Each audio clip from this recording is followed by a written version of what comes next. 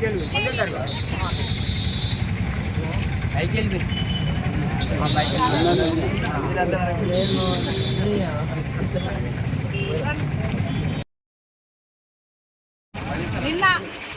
తెలంగాణ ఆత్మగౌరవానికి ప్రతీకగా అక్కడ రాజ్యాధికారానికి చిహ్నంగా తెలంగాణ ప్రజల రాజ్యాధికారానికి చిహ్నంగా ఉన్నటువంటి సెక్రటేరియట్ ముందట అలాగే తెలంగాణ కోసం ఆత్మ బలిదానాలు చేసుకున్నటువంటి తెలంగాణ విద్యార్థులు కావచ్చు, తెలంగాణ సాధించినటువంటి వీరులు కావచ్చు, వాళ్ళందరి గుర్తుగా అమర జ్యోతిని ఏర్పాటు చేసుకున్నాం.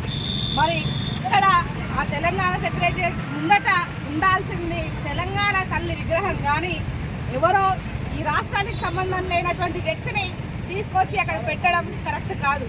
నిజంగా దేశ రాజకీయాలలో ఉండొచ్చు ఆయన చరిత్ర, దేశంలో ఎక్కడైనా పెట్టండి, కానీ తెలంగాణ సెక్రటేరియట్ ముందట ఉండాల్సింది కేవలం తెలంగాణ తల్లి మాత్రమే.